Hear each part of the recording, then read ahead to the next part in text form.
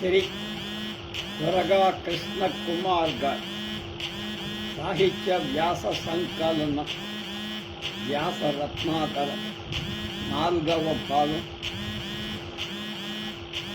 5వ భాగం 28-20 వాణుడు కాదంబ అనే విషయాన్ని శ్రీ బులుసు వెంకటేశ్వర్లు గారు రాశారు. అది తెలుసు. సాహిత్యంలో బాణకవ మహాకవి పేరు తలుచుకోగానే 2 ప్రాచీన ఉక్తులు జ్ఞాపకం.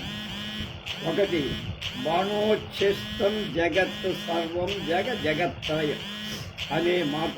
రెండవది కాదంబరి రసాస్వాది ఆహారోపి నరోచతే అనే మాట. వీటిలో మొదటి దానికి అర్థం బాణుడు వర్ణించకుండా విడిచిపెట్టిందేది ప్రపంచంలో లేదు.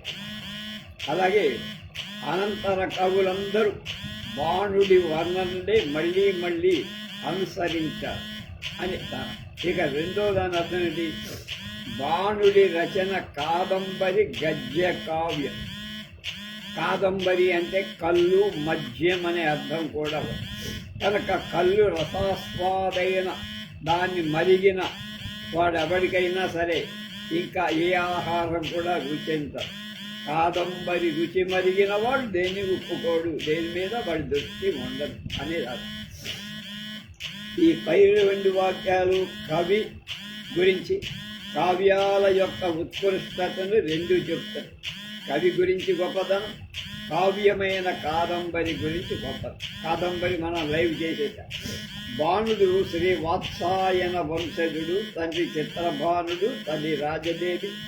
బాణుడి తల్లి అతని చిన్నతనంలోనే మరణిస్తే తండ్రి బాలబాణుణ్ణి అతి గారాభంగా పెంచి గురువుల వద్ద ఉంచి అన్ని విద్యలు నేర్పి 14 ఏళ్ల వయస్సు నుండే బాణుడు కవిత్వం చెప్పడం మొదలుపెట్టాడు. బాణుడు గొప్ప దేశాటన కూడా చేశాడు. కనుక అపారమైన లోకజ్ఞత కూడా సంపాదించాడు. బాణుడు శీలాదిత్య చక్రవర్తి ఆస్థాన కవి కావున ఇతడు 6-7 శతాబ్దాల మధ్య వాడని పరిశోధకుల అభిప్రాయం. ఇతడు చండీ శతకం అది కూడా మనం లైవ్ చేసాం. హర్షచరితం, కాదంబరి రచనలు కూడా చేశారు. బాణుడి పేర మరికొన్ని కావ్యాలు అలంకారికులు ఉదహరించారు, కానీ అది ఎక్కడ లేవు, దొరకల, అలభ్యారంగా. కావ్యాలు సాధారణంగా 3 రకాలు: గద్య, పద్య, చెంపు కావ్యం. ఛందోమయమై పాదబద్ధ అక్షర నియమమైన పద్యం. గద వ్యక్తవ్యాం వాచి అంటే గద్యం, చెప్పటం అనే అర్థం. అంటే మనం మాట్లాడుతున్నట్లుగా. గద్య పర్యాయంగా వచనాలకు కూడా అదే అర్థం. పద్యమైన చెప్పటాన్ని వదిలిపో. కానీ పద్యం అంటే ఛందోగా ఉంటే ఛందోబద్ధం, గద్యం అంటే పద్య ఇతర రచన అని లోకంలో భాగం. పద్యం కాంతి గద్యం.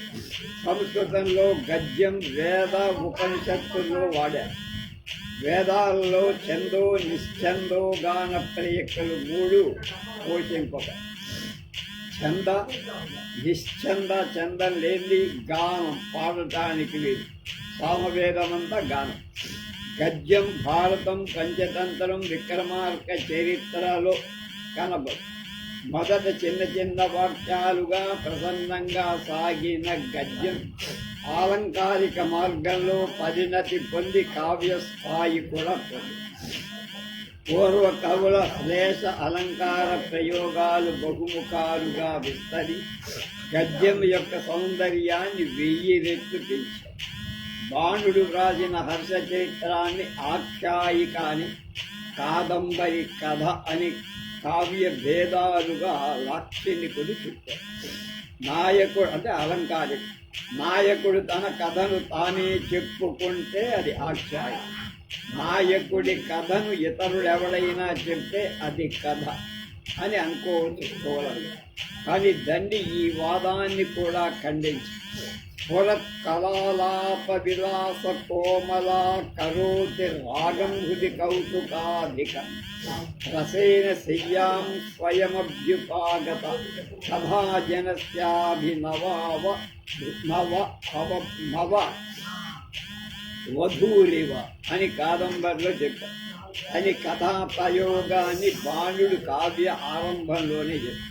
తీయటి మాటల శృంగార రసంతో తనకు తానే చెయ్యను చేరేటువంటి నవవధు వరుడికి ఏ విధంగా ఆనందం చేకూరుస్తుందో, అలాగే మధుర శబ్దాలు, రసపోషణ, తీయతనం అంటే చెయ్య, పదగుంభనంలో పాఠకుని హృదయాన్ని చేరి కథాకావ్య సుందరి కౌతుక వృద్ధి అంటే మనకి దాని మీద ఇంట్రెస్ట్ కలగదు.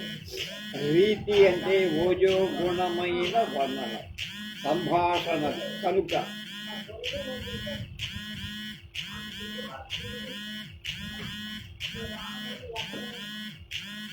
బాణుడు కాదంబరిలో రీతిని గొప్పగా వాడారు. నిజానికి బాణుడి వాక్కు రసాన్ని అనుసరిస్తుంది. కాదంబరి కథకు బృహత్ కథలు, క్షేమేంద్రుని బృహత్ కథ మంజరిలో మూలాలు ఉన్నాయని కొందరు పరిశోధకులు అభిప్రాయపడ్డారు. మనం పేరాల భరతశర్మ గారు కాదంబరి రామణీయ కథ గురించి దాదాపు 150 పేజీల పుస్తకం రాస్తే అది కూడా మనం చేశాం. కానీ అది వాస్తవము కాదని వేదం వెంకట్రామన్ ఎంఏ గారు సోపపత్తికంగా నిరూపించారు. సుఖ కథనం వంటి సాదృశ్యాలు మాత్రం ఉంటాయి. కాదంబరి కథా నిర్మాణం అనన్యశక్యమైందని బాణకుమారుడు భూషణుడు ఆ మొదటి భాగమంతా బాణుడు, రెండవ భాగమంతా కొడుకు భూషణ దత్త ఆయన భారతీయమైన విశ్వాసాలలో పునర్జన్మ మొదటి. అది ఒక జీవి కర్మ అనుసరణంగా అనేక జన్మాలు ఎత్తాల్సినవి. కొందరు శాపాల వల్ల అనేక రూపాలు పొందుతారు. ఈ నమ్మకాలు పూర్వకాలం నుండి మన సమాజంలో పాతుకుపోయి కాదంబరిలో మొత్తం 3 తరాల కథ సృష్టింపద. నాయకులు 2 జన్మలు ఎత్తి వచ్చే వరకు నాయకులు నిత్య యవ్వనులుగా ఉండదు. కథా కావ్యాలలో అనౌచిత్యంగా ఎవరు భావించారన్నదే. కాదంబరిలోని వాక్యాలు అలంకార పయోధిలోని రత్నారామాలు. సాధారణంగా బాణుడు వక్రోక్తి అంటే ఇష్టం. శ్రేష సర్వాసు కృష్ణాతి ప్రాయ వక్రోక్తిషు శ్రియం. భిన్నం ద్విధా భావో స్వభావోక్తి వక్రోక్తిశ్చేతి వాంగమయం అని దండి కావ్యాదర్శంలో చెప్పారు. సహజమైన భాషలో వస్తువు సహజ స్థితి రసస్పర్శతో వర్ధిస్తే అది సరళ ఉక్తి లేక స్వభావం. కవి ప్రతిభతో ప్రయోగాలు చేస్తూ వాక్య నిర్మాణం యొక్క కౌశలాన్ని చూపిస్తుంది. అసాధారణ ప్రక్రియగా నిర్వహణం చేయటాన్ని వక్రోక్తి. సరళంగా ఉండకుండా రమ్యంగా ఉండే ఉక్తి వక్రోక్తి. ఈ వక్రోక్తి లేకపోతే అది కావ్యమే కాదు అన్నారు కొంతమంది ఆలంకారికులు. వక్రోక్తి కావ్య జీవితం అన్నాడు కొంతకాచార్య. వక్రోక్తి అన్నా చమత్కారం అన్నా దాదాపు ఒకటే అంటున్నారు. బాణుడకు ఈ వక్రోక్తి అంటే చాలా ఇష్టం. కాదంబరిలోనే వక్రోక్తి నిపుణేన విలాసి జనేన అని ఏతావతి వక్రోక్తి అని ఆ వక్రోక్తిని ఆయనే ప్రశంసించారు తన కావ్య వచన కావ్యం. బాణులకు శ్లేషాలంకారం అంటే మహా ఇష్టం. అభంగ శ్లేషతో పదాలకు అనేక అర్థాలు. అభంగ శ్లేష అంటే సమానాలు పదాలు వేరువేరుగా విరచటం వల్ల కలిగే అర్థం. శ్లేషనే సృష్ట అలంకారమని పొందడం. శూద్రక మహారాజు ముందు వైశంపాయనుడనే పేరు కల చెరుక చేసే ప్రశంస శ్లేషకు స్థానము. స్తనయుగమస్సు స్నానం సమీప తలవర్తి హృదయ శోకాగ్నే శరతి విముక్తాహారం వ్రతమివ భవతో రిపు స్త్రీనాం. శత్రురాజుల భార్యల యొక్క స్తనయుగ్మం కన్నీళ్ళ స్నానం చేసి హృదయ శోకాగ్ని చేత తప్పించి విముక్త ఆహారం అన్నం తినకుండా అంటే నిరాహార వ్రతం చేస్తాం. ఇక రెండవ అర్థంలోని విముక్తాహారం అంటే ముత్యాలహారాలని వదిలేసి అంటే అలంకరణ చేసుకోవాలి. బాణుడి రచనలో శ్లేషతో మిళితమైన ఉపం పరిసంఖ్య విరోధాభాస మొదలైన అలంకార చమత్కారాలతో శోభిల్లు. ఉదాహరణకు కొన్ని ఘట్టాలు చూద్దాం. రుద్రక మహారాజు రాజును వర్ణించే సందర్భంలో హర ఇవ జిత మన్మథ ఈశ్వరుడిలాగా మన్మధుణ్ణి జయించిన ఎవరు శూద్రకర. మన్మధుడ అంటే మన్మథ వికారం లేనివాడు కనుక జితం. గుహ ఇవ అప్రతిహత శక్తి. గుహుడు అంటే కుమారస్వామిలాగా తిరుగులేని శక్తి ఆయుధంగా కలవ. ఆయన ఆయుధం కుమారస్వామి శక్తి. శూద్రకుడు ఎదురులేని పరాక్రమం కలవ అప్రతిహత శక్తి. కమలయోనిరివ విమానీకృత రజహంసగా. అంటే యోని కమలం బొడ్డులో ఉన్న కలిగొట్టు ఇవ విమానీకృత రాజహంస. విమానీకృత అంటే విమానాలుగా చెయ్యబడిన. విమానీకృత అంటే అవమానింపబడింది. శత్రురాజులు కలవాడు. ఇది విరోధాభాసం. శ్లేష చేత విరోధం పోతుంది. అపరిమిత బహుళ పత్ర సంచయా. సప్తవర్ణ భూషితాలు ఎక్కలేనటువంటి పత్ర సమూహాలు కలిగి ఉన్న లేక సప్తవర్ణ అంటే ఏడాకుల అరటి చెట్టు. సప్తపర్ణి మన మల్లాది వసుంధర ఒక నవల రాసి ఆ నవల మాకు ఇంటర్మీడియట్లో మాంటేళ్ళుగా వాళ్ళ చేత అలంకరింప. క్రూర సత్వాపి మునిజన సేవిత. క్రూర సత్వాలతో నిండి ఉన్న మునిజనులతో సేవింపబడుతోంది. న్యాయంగా క్రూర సత్వాలు గురుణ్ణి సేవించారు, కానీ అలా. పుష్పవత్యపి పవిత్ర. పుష్పవతి అంటే రజస్వల అయిన పవిత్రంగా కనపడు అని విరోధం. పుష్పవతి పూలతో శోభించే అర్థం తీసుకుంటే బాగా ఉంటుంది. ఇది వింఛ అటవి వర్ణన. అలాగే శూద్రక మహారాజు పరిపాలన వలన రాజ్యం ఎలాగుండేదో వర్ణించే బాణ మహాకవి చేసిన శ్లేషాలంకార ప్రయోగం.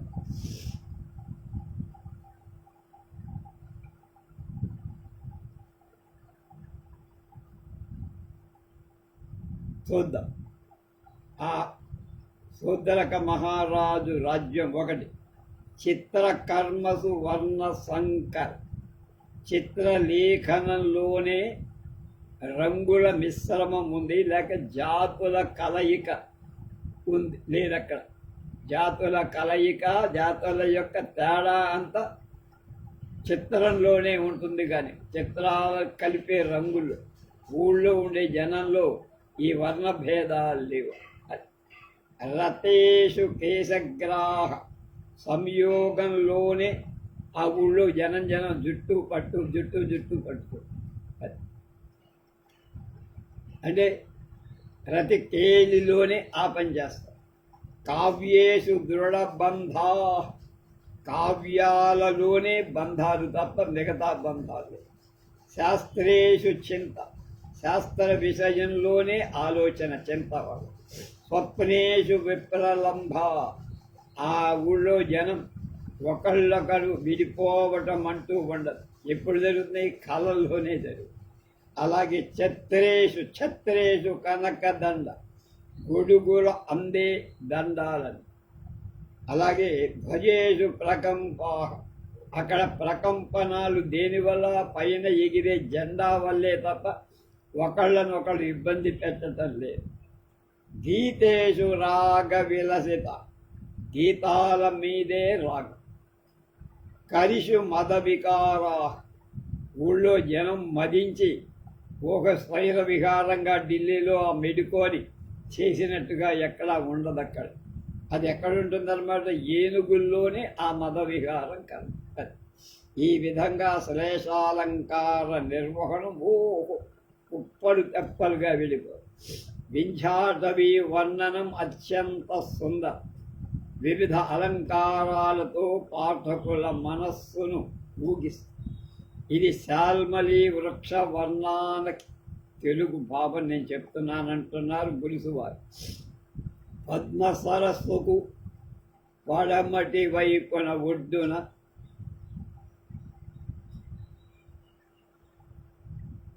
మునుపు శ్రీరాముడు సప్తసాల భంజనం చేసిన చోట ఒక గొప్ప బూరుగ చెట్టు, దాని ఆలవాలను చుట్టుకొని దిగ్గజాల తొండాలను కోడిన ముసలి కొండ చిలువలు, ఎత్తైన వృక్ష సంబంధమైన ఆ స్కంధాలపై వేలాడుతూ గాలికి కదులుతున్న పాము కుబుసాలు ఆ వృక్షరాజు ధరించిన ఉత్తరీయలాగా కన్నా దిగంతాల వరకు వ్యాపించిన ఆకాశం వరకు ఆ చెట్టు కొమ్మలు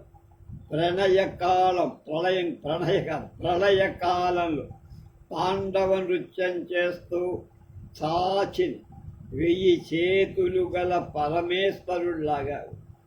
అలాగే ముసలితనం వల్ల పడిపోతానేమో అనే భయంతో గగనము యొక్క అంచులను పట్టుకున్నట్లు శాఖా సహస్రాలు చెట్ల యొక్క అగ్రభాగాలచే దూరాలకు వ్యాపించింది. చెట్లను అల్లుకొన్న తీగల చేత వృద్ధాప్యం కనిపించే సిరులు కలిగింది. మూళ్ల చేత కూడుకొంది అయి ఉంది ఆ చెట్ల. సముద్ర జలాలు తాగిబాగా జలభారాల సత్వం వల్ల ఆ వృక్షశాలలో విశ్రమించిన మేఘాలు దాని చెవుళ్ళ ఆర్ద్రం చేస్తుండగా తడుపుతుండగా ఆ మబ్బుల వలన అదృశ్యమైన శిరోభాగం కలవై ఉంటుంది. తన ఎత్తరితనంతో, అంటే బాగా పొడుగ్గా ఉండటం, నందనవన వైభవాన్ని చూడట ప్రయత్నిస్తోందా అన్నట్టుగా చెట్లు కనపడు.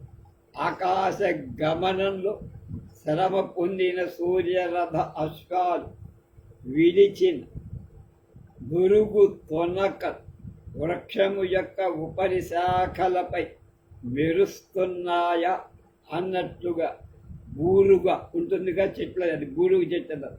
దూదితో ధవళం చేయబడినవై కొమ్మలు కలిగివ.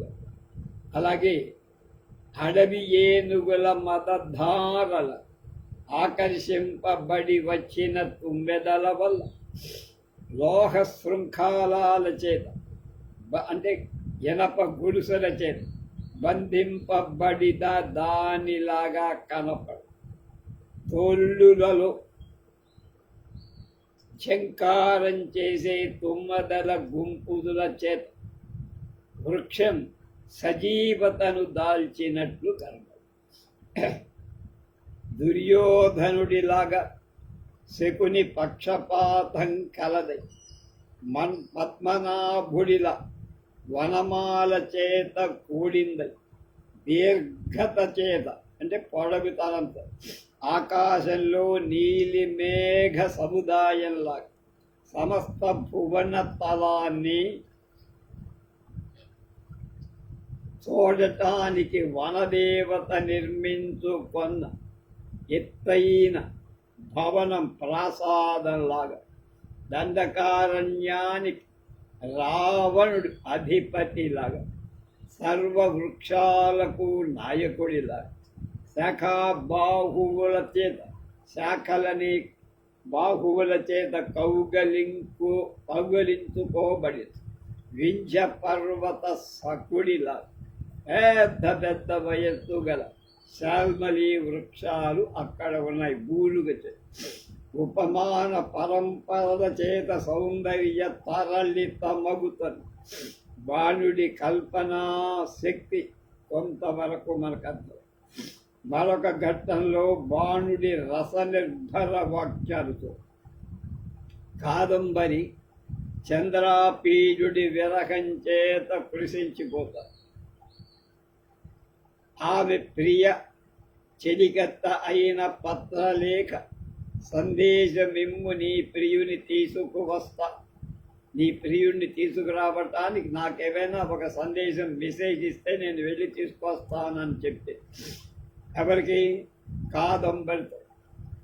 కిం వా సందిశామ్యతి ప్రియోసేతి పౌనరుత్యం తవాకం ప్రియాత్మేతి జర ప్రశ్న త్వయి గరీయ అనురాగైతి వేశ్యాలాపగత్వయా వినాన జీవామి చ్యనుభవ విరోధః పరిభవతి మామనంగ ఇచ్ఛాత్మ దోషోపాలంభః మనోభవేనాగం భవతేచ్యుపసర్పణో పాయః బలాద్ధృతోసి మయేతి బంధకీధార్ష్యం అవశ్యమాగంతవ్యమితి సౌభాగ్యగర్వః స్వయం ఆగచ్చమీతి స్త్రీచాపలం అనన్యభోక్తోయం పరిజన ఇతి స్వభక్తి నివేదన లాఘవం ప్రత్యాఖ్యాన శంకయాన సందిశామీత్య బుద్ధ బోధనం అనపేక్షతాను జీవి దుఃఖదారుణస్యామిత్యతి ప్రణయితా జ్ఞాస్యసి మరణమిచ్చ సంభావ్యమేవ అని కబురు చెప్పింది. ఈ చెప్పుడు చెప్పదే. వేదం వెంకట్రామన్ గారు దీనికి చక్కని తెలుగు చేశారట. ఆ తెలుగు ఎలాగా ఉంది? ఏం చెప్పనమ్మా, ఆయనకి ఏం కబురు చెప్పను నేను? సిగ్గేస్తుంది. నువ్వు నాకు చాలా ప్రియమైన వాడి అంటే చెప్పిన మాటే మళ్ళీ చెప్పినట్టు పునరుక్తి దోషమని. నేను నీకు ప్రియము అంటే అది మూఢంగా అన్నమాట. నీ యందు ప్రేమ ఎక్కువ అంటే ఈ మాటలు ఎవరంటారు? వేశ్యలు అంటారు. వాళ్ళు అన్నట్టుగా ఉంటుంది కనుక ఆ మాట అనలేదు. నువ్వు లేకపోతే నేను బతకలేను అంటే ఇది అబద్ధం. ఇక్కడ బతుకుతూనే ఉంది కదా. రా అంటానికి ఆమె యొక్క సౌభాగ్యం అడ్డం వస్తుంది, సౌభాగ్య గర్వం అడ్డం. నేను వస్తాను నువ్వు రాకపోతే అని నేను అంటే అది స్త్రీ యొక్క చపలత్వాన్ని దృష్టి, తొందరపాటు తెలుస్తుంది. నిన్ను తప్ప మరెవరిని ప్రేమింపను, నీ సేవికను అంటాం స్వభక్తి నా భక్తిని ప్రకటించినట్టు అవుతుంది. కనుక తిరగొట్టానేమో అనే సందేశం పంపడు. కనుక నువ్వు ఒకవేళ కాదంటే నేనేమైపోవాలి కదా, బస్ స్టాండ్ నా బస్. అందువల్ల అలా సందేశం పంపడం నాకు ఇష్టం. కనుక అతనికి ఒక ఉపాయం నేర్పడు. నా మరణం వల్ల నా ప్రేమను ఎరుగుతావు, అప్పుడు తెలుస్తుంది. నేను చచ్చిపోయాక నేను నిన్ను ఎంత ప్రేమించాను అప్పుడు తెలుస్తుంది. ఇది అసంభావ్యం. అలా జరగటం కూడా సంభవం కాని అది గొప్ప విషయం. ఎంత గొప్పగా, ఎంత ఆలోచనతో. చదువరుల దురదృష్టం ఇంతటితో బాణుడి లేఖి ఈ వాక్యార్థంలో ఆగిపోయింది. తర్వాత రాసింది కొడుకను. మిగిలిన భాగం బాలకుమారు భూషణ భట్టు రాశారు. ప్రతి పదం ప్రతి వాక్యం ఆహ్లాదం పంచిపెట్టు. బాలుడి కాదంబర రచన అలా సాగు.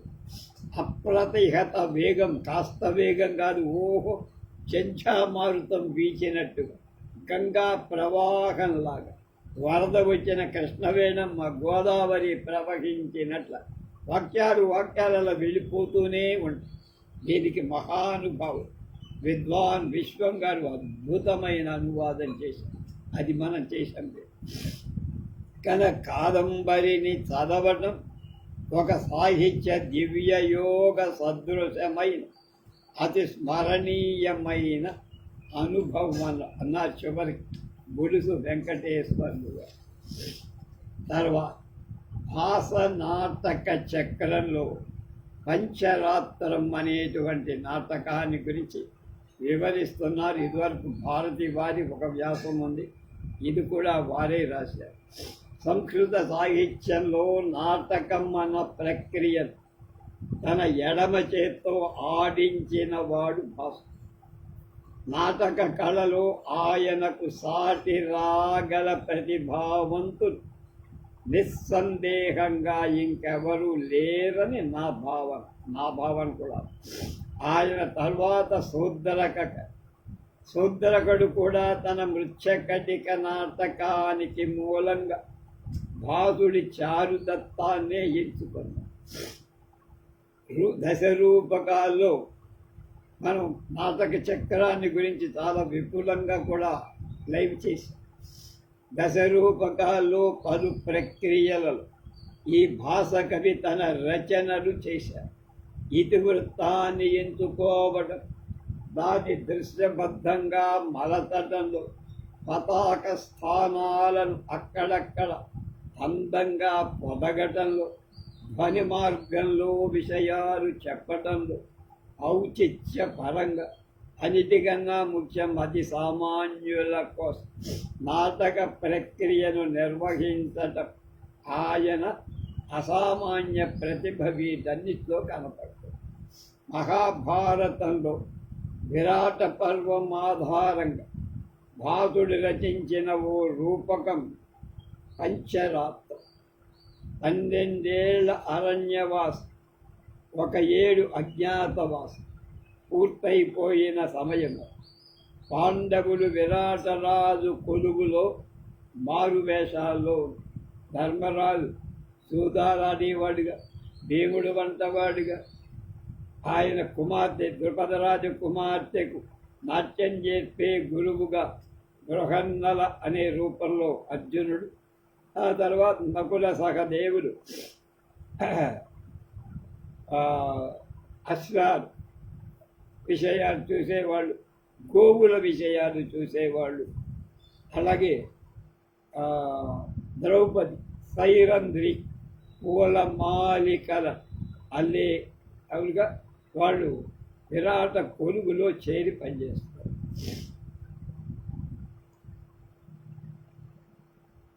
ఇటు దుర్యోధను ఒక యజ్ఞం తలపి అందులో భాగంగా బ్రాహ్మలకు దానాలు విపరీతంగా చేస్తారు. ఆ బ్రాహ్మలలో ఒకడై ద్రోణుడు రారాజును పాండవుల వారి అర్ధరాజ్యం ఇయ్యాల్సిందని వరం కోరు. ఎవడు ద్రోణుడు వెళ్ళి అడుగుతాడు. అప్పుడు రారాజు శకుడితో ఆలోచించి ఓ షరతు పెట్టాట. 5 రాత్రులలో పాండవుల ఉనికి కనుక్కుంటే పాండవుల అర్ధరాజ్యం వాళ్ళ పరమవుతుంది. అది విని ద్రోణుడు హతాశుడైపోతాడు. అంటే ఇంత ఆశతో వచ్చాడు, ఆశతో దాదాపు 13 ఏళ్ళు తెలియని పాండవుల ఉనికి ఇప్పుడు ఎలా తెలుస్తుంది? అది సమస్య. ఇంతలో అక్కడికి మత్స్య దేశం నుండి ఒక దూత వచ్చి ఓ వింత విషయం చెబుతారు. ఆ దేశంలో కీచకుణ్ణి వాడి 100 మంది సోదరుడు ఎవడో ఒక ఆయుధం లేకుండానే నుగ్గుగా చంపుతారు.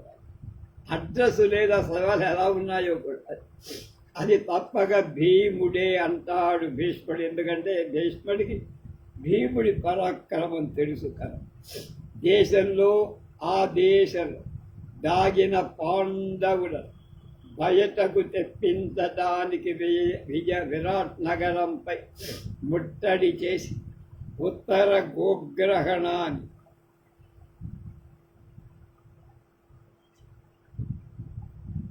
చేస్తారు. ఎవరు? దుర్యోధనాదు. కనుక వీళ్ళని ఉత్తర కుమారుడు బృహన్నలా ఎదుర్కొని ఆలమందరు అంటే గోవుల మందరిని మళ్ళిస్తారు. యుద్ధం ముగిసి కౌరవులు వెనక్కి వచ్చేస్తారు. కానీ ఒక్క అభిమన్యుడు మాత్రం వీరోచితంగా పోరాడుతూనే అతన్ని వదిలి కౌరవులు వెనక్కి వెళ్ళిపోయారు. ఆ తర్వాత అభిమన్యుణ్ణి ఎవరో బందీగా పట్టుకున్నారు. ఆ యోధుణ్ణి బందీగా పట్టుకున్నది ఎవరతను? అభిమన్యుడి రథం పరిగెత్తుతుండగా ఆ రథం కన్నా వేగంగా ముందుకు పరిగెత్తి గుర్రాలను ఆపి ఆ పైన రథంలో అభిమన్యుడి పట్టుకున్న ధీరుడు. అలా పట్టుకోగలిగింది భీముడే అని భీష్ముడు చెబుతారు.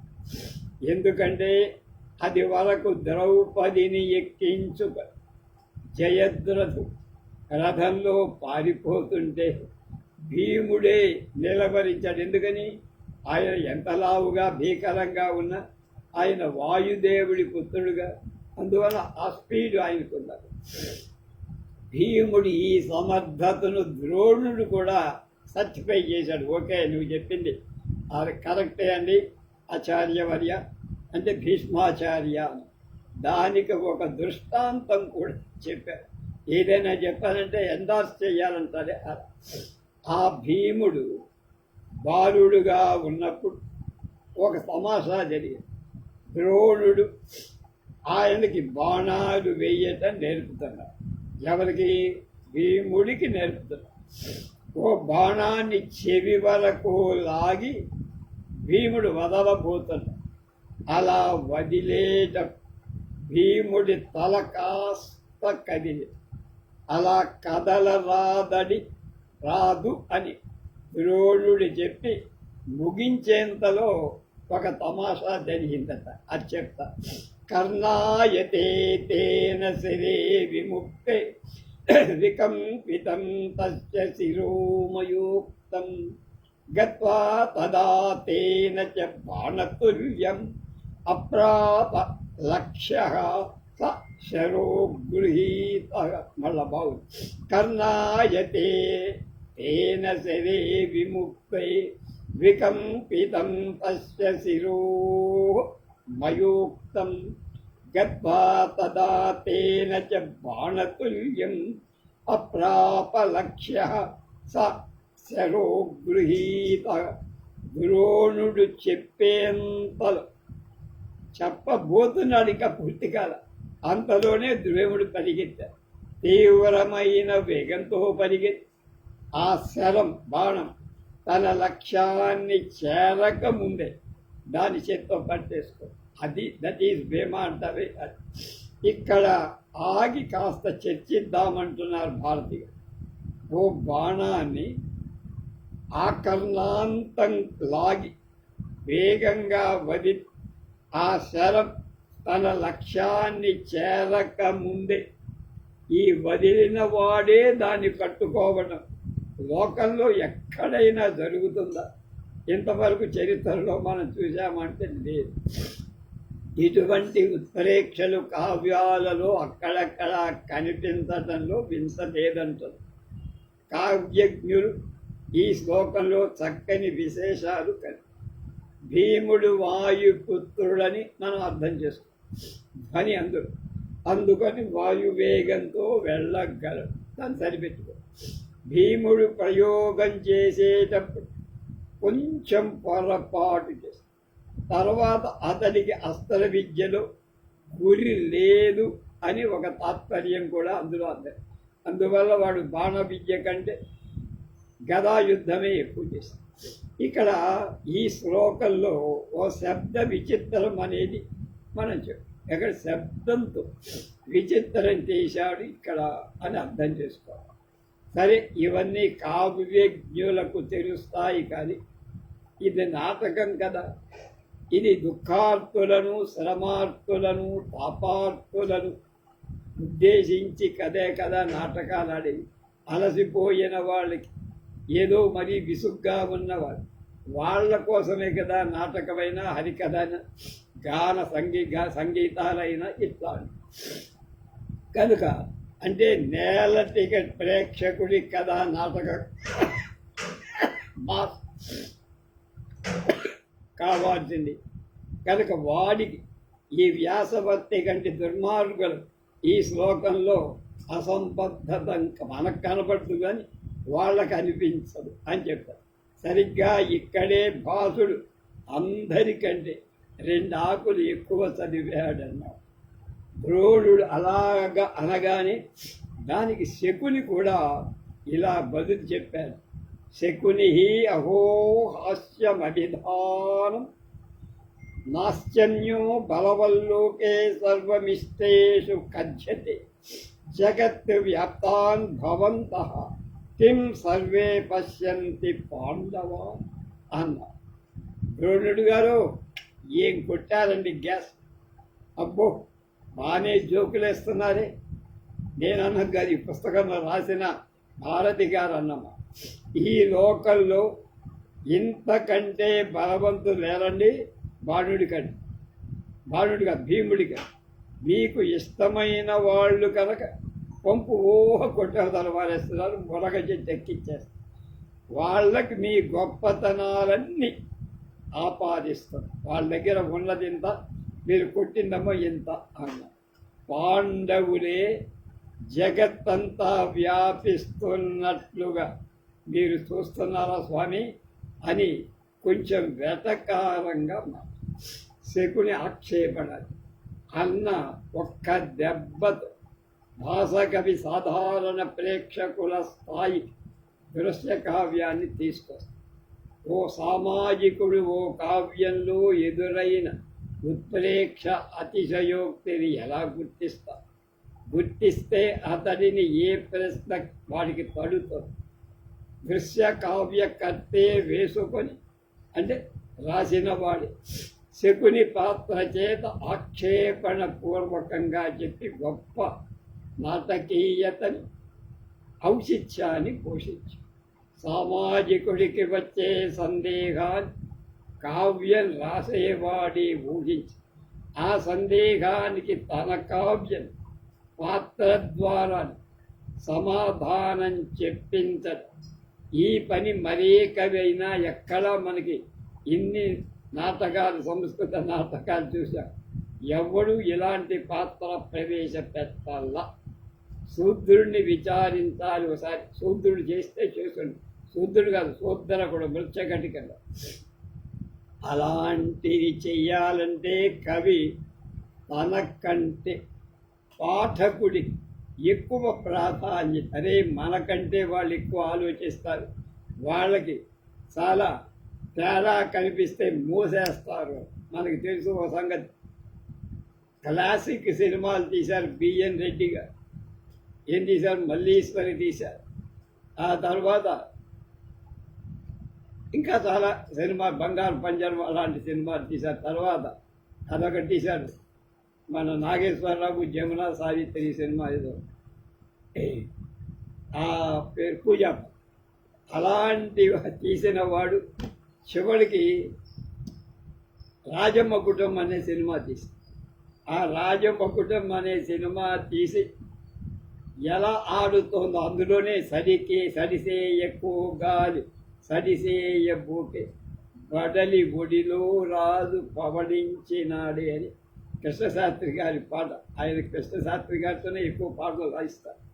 ఆ పాట అది పాట మాత్రం సూపర్ డూపర్ హిట్. సరే అయిపోయింది. ఈయన ఆ సినిమాను రిలీజ్ అయ్యా థియేటర్లకు వెళ్ళి, ఒక థియేటర్ ఎక్కడో నెల్లూరులోనే, ఆ థియేటర్లో కూర్చొని మామూలుగా పావలా టిక్కెట్ల వాళ్ళ కూర్చొని సినిమా తీస్తుంటే సినిమా కొంత అవ్వగానే ఒకడు లేచి తిట్టాడు, ఎర్ర ఆ బిఎన్ రెడ్డికి బుద్ధి ఉందా, ఎలాంటి సినిమాలు తీశాడు, ఈ సినిమాలు ఏంటి అడుక్కుపోతాడు, ఇక వాడు మళ్ళీ సినిమా తీయడు అంటే ఈయన గబక్కు ఆ థియేటర్లోంచి బయటకు వచ్చి తన వాళ్ళందరికీ చెప్పారు, సినిమా ఫ్లాప్లా, మీరేం మోయొద్దు, దాని గురించి ఒక డబ్బాలు గప్ప కొట్టద్దు, అది డబ్బాలు తిరిగి వచ్చేస్తాయి, నాకు అర్థమైందని చెప్పి అది తెలుసుకోవాలి. కనుక శకుని చేసిన ఈ వాదం ఇది వరకటి భీముడి పరాక్రమాలన్నీ డైల్యూట్ చేసేస్తాం, అంటే అల్చపడి చేస్తాం. కానీ దీనిని అలాగే ఉంచనివ్వకుండా శకుడికి భీష్ముడి ద్వారా మంచి సరైన సమాధానం చెప్పిస్తాడు. ఆ వాగ్వాదం కొనసాగుతుంది. సామాజికుడు తిరిగి తన రసాస్వాదనలో తాను మునిగిపో ఓ చిన్న ఘటనలో కేవలం 2 శ్లోకాల వ్యవధిలో భాసుడు చూపించిన భాసమానమైన నేర్పు ఇది అంటున్నా. అలాగే భాష నాటక చక్రంలోనే ఇంకొక నాటకం చూస్తున్నారు, అది కూడా భారతి గారు రాసిందే, యజ్ఞఫలం. ఈ యజ్ఞఫలం నాకు తెలిసినంత వరకు శ్రీపాద కృష్ణమూర్తి శాస్త్రి గారు అనువాదం చేసినట్టు జ్ఞాపకం. మేము ఇంటర్మీడియట్లో అది నాటకంగా మాకుండే తెలుగు, అది చదివిన జ్ఞాపకం కూడా. విశ్వామిత్ర ఉపస్మృత్య వృద్ధే స్వస్తి, లేచి అవ్వా మంచి దరుగుగాక. వృద్ధే అంటే అవ్వా ముసల్దార్, వృద్ధ ఈషి నమోదే ఋషి నమస్తే అన. విశ్వామిత్ర అతి క్షేమం తవ గృహే, మీ కొంపలో అంతా బాగున్నారా, ఇంకా మీ ఇంట్లో అందరూ కులాసేనా. అపి అంటే ఇంకా. వృద్ధ ఆ ముసలావిడంటుంది, సబ్బం మఖఘర్మం మీఖేర మహాపుత్తాన పిదాబుతహుతం అనేదుం అండంగామంగదు పుత్తోఖే తమ్మి సమాహిదానం సత్సానాం రక్కం కరేది ఉపత్తా ఘోర కమ్మోలగ్గా అచ్చదు భవం అజ్య మహఘరం పవిత్తం కరీ అదు విలోక్య ఏదేకస్త కుమారా రమణి ఆ ఏదానం ఆకిది. ప్రాకృత భాషలో చెప్పిస్తారు. ఇది కింద ఉండేటువంటి ఉత్తమ గతిగా ఉండేటువంటి వాడు పురుషులు, స్త్రీలు. స్త్రీలు కూడా ఈ భాషలోనే పురుషులు మాత్రం సంస్కృతంలో అది ఆయన సంస్కృతంలో మాట్లాడితే ఈవిడ ప్రాకృతంలో జవాబు. ఏమిటి చెప్పింది, మా ఇంట్లో అంతా బాగానే ఉన్నారు అబ్బాయి, అబ్బాయి వాళ్ళ నాన్న కోడలిని అబ్బాయి వాళ్ళ నాన్న కోడలిని పిలుచుకురావటం కోసం గ్రామం వెళ్ళారు. అబ్బాయి చేలకు కాపలా కాస్తున్నాడు, మనమరు ఇంటి పనుల్లో ఉన్నారు, రండి మా ఇంటికి వచ్చి పావనం చేయండి, వీళ్ళిద్దరూ ఎవరి పుత్రులు చాలా చక్కగా ఉన్నారు అన్న. విశ్వామిత్ర ఏతో మహారాజ దశరథస్య పుత్ర, వీళ్ళు మహారాజైనటువంటి దశరథ కుమార్. వృద్ధావిడ అంటోంది, కిం కిం ఏదానం నామాయి, వీళ్ళిద్దరి పేర్లేమిటి, అది ప్రకృతం. విశ్వామిత్ర నిర్దిశ్య అయం రామో జ్యేష్ఠ అయం లక్ష్మణ, ఈ పెద్దవాడు రాముడమ్మ, ఈ కుర్రాడు లక్ష్మణుడు. ఇద్దరిని చూపించి అప్పుడు రాముడు అక్కడే ఉన్నాడు కనుక చూపిస్తారు. ఉపసత్య సావిత్రో రామో అభివాదయ, ప్రణామం చేసి లేచి నుంచుని సూర్యవంశపు రాముడు మీకు అభివాదం నమస్కారం చేస్తున్నాడమ్మా అని నమస్కరించాడు. తన ఆ వినయాన్ని ప్రదర్శించాడు. లక్ష్మణ ఆర్యమనుజో అభివాదయే,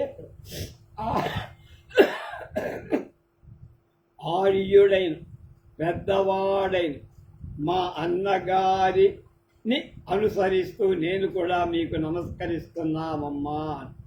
కనుక తమ్ముడైన వాడిని నేను లక్ష్మణుడిని నీకు నమస్కారం చేస్తున్నామని ఇద్దరు నమస్కారం.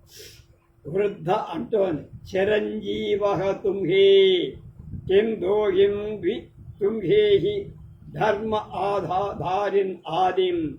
చిరంజీవులు కండి నాయనలారా, మీరిద్దరూ ధనుర్బాణాలు ఉంచుకున్నారేమిటయ్యా? విశ్వామిత్రుడు ఉన్నాడు పక్కన. సదా క్షత్రా ధనుర్భిభ్రతి ధర్మరక్షాం కర్తుం ఏతాభ్యాం వనే చ యజ్ఞ విఘ్నకారిణో రాక్షసాహతాః. ధర్మరక్షణ కోసం క్షత్రియులు ఎప్పుడు ధనుసులు ధరిస్తారు. వీళ్ళిద్దరూ యజ్ఞానికి అడ్డు తగిలేటువంటి రాక్షసులను సంహరించడానికి నేను వాళ్ళ నాన్నగారిని కోరితే వాళ్ళిద్దరినీ నాకు పంపారు అని చెప్పి వృద్ధ అమ్మ ఇంట్లో ఏత్త గామేవణమ్మి అమిన నా అమిన అన మారిదవ్వ. అది ప్రకృతి. ఇక్కడ పల్లెలు తోటల్లో జంతువులను కొట్టకూడదు నాయన అని చెప్పింది. లక్ష్మణుడు అంటున్నాడు, క్రైస్తు యుష్మాకం సస్యహాని భవత్. అలా కొడితే మీకు పంటలకు హాని అవుతుందనే అవ్వగారు అన్నారు. వృద్ధా అంటోంది, తహ వినమారిదవ్వ అంహే డేలోఠేహి ని వారేము. అయినా సరే నాన్న, కొట్టడానికి వీలు లేదు. వాటిని మేము రాళ్లతో తరిమేస్తాం, బాణాలతో కొట్ట అన్న. లక్ష్మణ అంటున్నాడు, అపకారిషు భవితవ్యా కథం పక్షపాత అన్న. అపకారిషు భవత్యా కథం పక్షపాత. నీకు అపకారం చేస్తున్న వాటిపై నీకు ఏమిటండి ఈ పక్షపాతం అన్నాడు చిన్నాడు కదా. వృద్ధామ ఇలా అంటుంది, విశాసహవాసేన అంహాణం బంధ ఆజాడాధావందాసోహేది.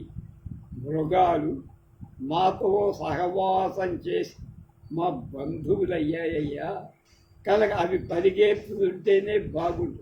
దెబ్బతిని ఏడుస్తోనో కాలు కొయ్యో కుంటితేనే మాకు కూడా ఆ దెబ్బ తగినంతగా మేము బాధపడాలి. ఎంత కరుణ రసాన్ని కురిపించాడు భాసుడు. విశ్వామిత్ర అంటున్న రామం ప్రతి దృష్టమేషాం గ్రామ్యాణం దయార్ద్ర మనస్తత్వ అపకారిభ్యోపి న క్రుధ్యంతి తేషాం గుణాన్ స్తువత్. చూసావా రామ, ఈ పల్లెకారుల జాలిగుండె నాయన. తమకు హాని చేసే వాళ్ళ మీద అవి జంతువులైన ఏ మాత్రం కోపం చూపించట్లేదయ్యా. పైగా వాటి గుణాలను పొగుడుతున్నారు. ఎంత గొప్ప సంస్కారం ఈ పల్లె జనంలో ఉందో చూసావా. రామ సత్యం దేవతుల్య మనస ఇమి. నిజంగా గురుగారు, దేవతల వంటి మీ మనసు వాళ్ళ మనసు దేవతల మనసు ఎంత పవిత్రంగా ఎంత స్వచ్ఛంగా ఉంటుందో వాళ్ళ మనసు కూడా అంత పవిత్రంగా స్వచ్ఛంగా ఉంటుంది. విశ్వామిత్రుడు అంటున్నాడు, వృద్ధాం ప్రతి ఆర్యే గచ్చతు భవతి వయమపి సంధ్యాముపాస్య తవ గృహం ఆగచ్చామ. ఆ అవ్వను ముసలుదానితో ఇలా అంటున్నారు, పూజ్యురాల, ఓ ముసలారా అలా పూజ్యురాల, నువ్వు వెళ్ళొచ్చమ్మా. మేము కూడా సంధ్య వార్చుకునే సమయం అయింది. ఆ సంధ్యావందనం చేసి మీ ఇంటికి వస్తాను. వృద్ధ నిష్క్రాంత అందరూ వెళ్ళిపోతారు. విశ్వామిత్ర అంటున్నారు, వత్సం కిమర్థం కృషీవలా మయాం వా దర్శిత. అబ్బాయిలు రామలక్ష్మణులారా, ఎందుకని మీకు నేను రైతులను చూపించాననుకుంటున్నాను అంట. లక్ష్మణ ఏతేషాం సంతోషోల్పయ సంపదా భవతీతి. వీరి తృప్తే వీళ్ళకి సంపద, వాళ్ళ సంతృప్తే వాళ్ళ సంపద, అంతకంటే వాళ్ళు ఏది కోరుకోవట్లేదు అని మాకు పాఠం చెప్పటానికని వాళ్ళని మాకు చూపించారు గురువుగారు. నిజమేనా అన్నా. మా లోక జ్ఞాన రాముడు అన్న అస్మాకం వ్యవహార జ్ఞానాయ యతః అదృష్ట్వా తత్వేన ఏతత్ సర్వం ఏతేషాం వ్యవహార నిర్ణయ అవశ్యః కర్తుం పౌరాస్తు స్వాన్ పక్షాన్ పాటవేన సాధయితుం ప్రభవంతి ఏతేషాం తు వృత్తం దృష్ట్వా ఏవ వ్యవహారః నిర్ణేతుం శక్యః. పెద్దవాడు కనుక రాముడు ఏమంటున్నాడు, మా లోక జ్ఞానం మాకు చెప్పటం, లోక జ్ఞానం మాకు తెలియజేయటానికి మీరు వాళ్ళని చూపించాను గురువుగారు. ఒకవేళ మేము వాళ్ళని చూడకపోయి ఉంటే ఇలాంటి జీవితాల గురించి మాకేం తెలియదు, ఊహించటం అసాధ్యం. ప్రజలు సాధారణంగా తమ అభిప్రాయాలకు అనుగుణంగా వాళ్ళని వాళ్ళు సమర్థించుకోవడం న్యాయం. రైతుల జీవితాల గురించి దగ్గరగా చూస్తే తప్ప వాళ్ళని గురించి తెలుసుకోలేము అని ఎంత లోకజ్ఞత తెలుసుకున్నారో ఈ చిన్న ఘటన వల్ల రాముడు అర్థం చేసుకున్నాడు కదా. పెద్ద మనసుతో గురువు విశ్వామిత్రుడికి చెప్పాడు. విశ్వామిత్రుడు అంటాడు, సంయవగవతం రామేణ, బాగా తెలుసుకున్నావయ్యా రామా అని ఆనందించాడు. అవును కదా, సంపదలు అల్పమైన కొద్దివై, అనల్పమైన బాగా ఉన్న ఆనందమైన రైతుల జీవితాలు కృష్ణదేవరాయల వంటి సామ్రాజ్య అధీతుడే తలచిత అన్వయం చెందాడు. ఆముక్తమాల్యదలు అద్భుతమైన పద్యాలు రాసి పై ఘట్టం యజ్ఞఫలం. ఇందాక చెప్పిందంతా యజ్ఞఫల నాటకం. ఈ నాటకం రామాయణ ఆధారంగా భాసుడు రాసినట్టుగా. దీన్ని బట్టి భాసుడి రచన ఎంత జనామోదంగా ఉందో.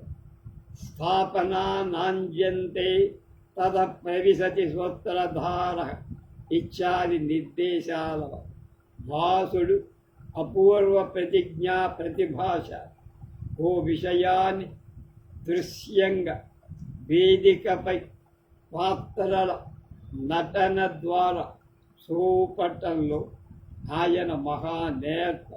పైగా ఆయన నాటకాలలో పతాక స్థానాలు కూడా ఎక్కువ, అంటే పిచ్ హై పిచ్లో ఉన్నది.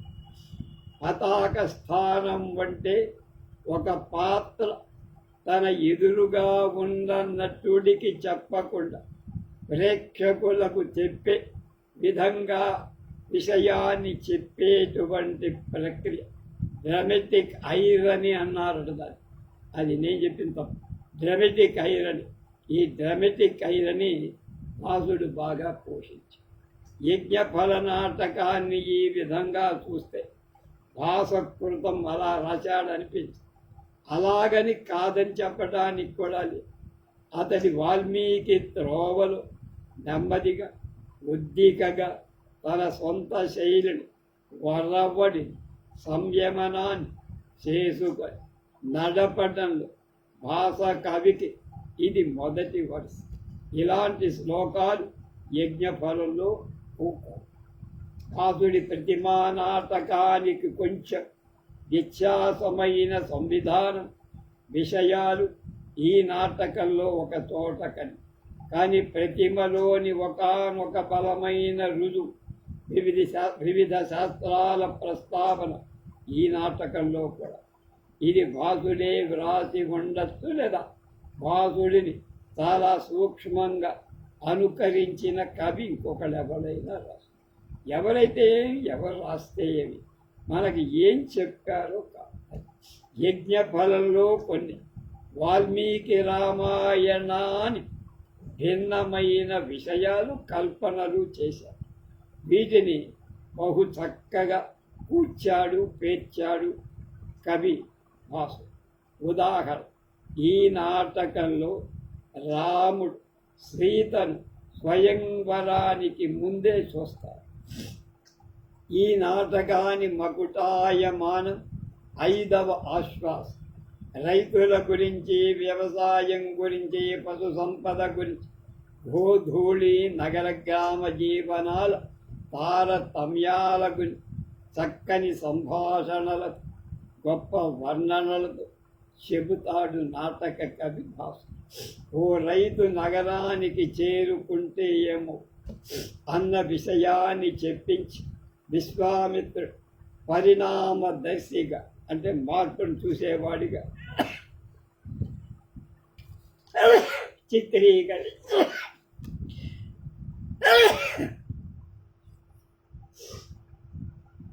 ఇలా ఈ సంస్కృత నాటకాలు వ్యవసాయం గురించి మాట్లాడి అరుదైన నాటకంగా కాదు. ఆ ఘట్టంలో వర్ణనలు కూడా ఆనందంగా, ఆహ్లాదంగా, అందంగా.